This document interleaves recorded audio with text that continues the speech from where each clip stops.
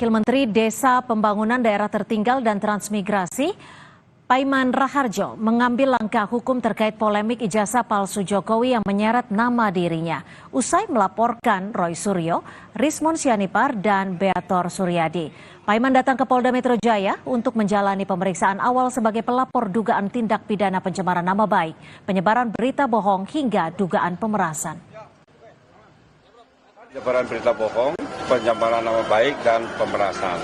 Sedangkan yang terlapor adalah Roy Suryo, Rismon, kemudian Hermanto, dan Bambang Suryadi Bitor. Nah, tentunya laporan ini terpaksa kami lakukan karena teman-teman sedulur Jokowi di daerah-daerah itu sudah melakukan aksi ya, termasuk di Polda saat demo kemarin Pak Kapolda, Pak Kapolda menemui. Nah, kami selaku orang yang yang dirugikan mengambil langkah ini agar tidak terjadi kegaduhan, maka kami melaporkan mereka ke jalur hukum. Untuk mengetahui perkembangan pemeriksaan pelapor dugaan penghasutan buntut tudingan ijazah palsu Presiden ke-7 Joko Widodo, kita sapa jurnalis Kompas TV Renata Panggalo dan juru kamera Denny Joshua di Polda Metro Jaya. Renata, apa saja yang didalami penyidik Polda Metro Jaya dalam pemeriksaan pelapor hari ini? Renata. Iya, kalau pemeriksaan terhadap Freddy dan Damanik, Waketum Projo, Cynthia dan juga saudara, ini ada 42 pertanyaan untuk mendalami terkait dengan apa benar beberapa pihak ini melakukan tindak pidana yang sudah masuk dalam laporan polisi yang dilaporkan oleh Presiden ke-7 Joko Widodo. Lebih lengkapnya mengenai apa-apa saja pertanyaan dari penyidik, langsung saja kita tanyakan kepada Freddy Damanik selaku Waketum Projo. Selamat sore, Bang. Selamat sore, Mbak. Oke, Bang Freddy mungkin bisa dijelaskan nih, apa saja tadi yang didalami dari 42 pertanyaan itu? Ya, jadi yang di awal-awal standar lah ya, itu tentang identitas, sehat jasmani, dan segala macam. Kalau tentang substansi, tentunya yang berkaitan dengan apa yang saya ketahui, apa yang saya alami langsung sehubungan dengan laporan perkara Pak Jokowi yang dilakukan oleh Pak Jokowi, yaitu fitnah pencemaran nama baik dan ITE.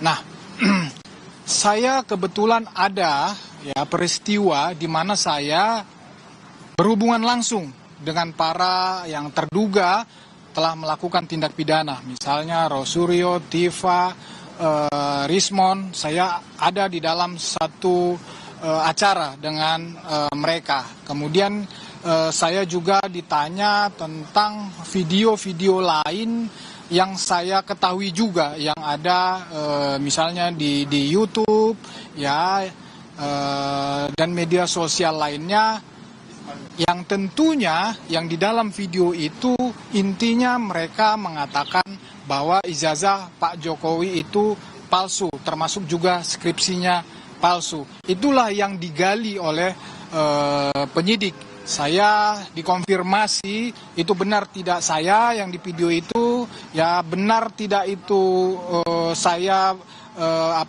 satu forum dengan mereka tadi yang saya sebut nama-namanya tadi, apa yang mereka katakan, ya apa yang saya katakan. Nah, itulah yang digali oleh penyidik.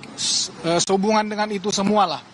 Oke, hari ini cukup dengan saksi pelapor saja atau sebenarnya ada peluang mungkin nanti polisi akan mendatangkan saksi terlapor dan melakukan konfrontasi gitu, Bang?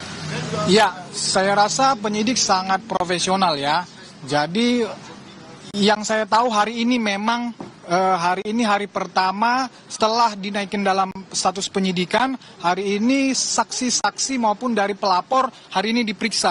Cuman berapa orang saya tuh kurang tahu persis, mungkin ada sekitar 7 yang diundang, cuman yang konfirmasi hadir saya nggak tahu yang diperiksa berapa orang.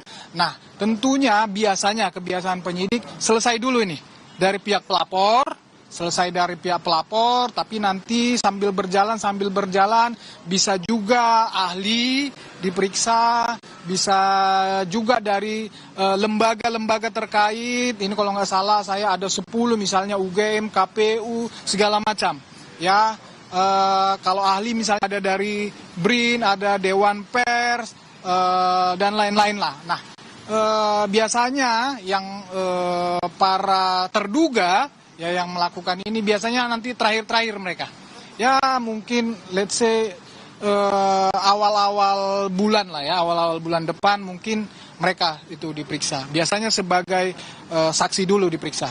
Terima kasih banyak Bang Freddy. Terima kasih. Terima kasih. Ya, dan itu dia Cynthia wawancara kami bersama dengan Freddy Damanik. Jadi memang tadi yang ditanyakan oleh penyidik ini seputar konfirmasi terhadap Freddy Damanik mengenai kehadirannya di dalam beberapa forum gitu dan sempat berinteraksi juga dengan beberapa nama. Sejauh ini memang terlapor ada 4, kemudian di media kemudian sempat berkembang gitu, ada 12 nama. Ini juga yang tadi sempat kami tanyakan kepada Freddy Damanik bagaimana tanggapannya mengenai kemudian ini ada 12 nama yang berkembang.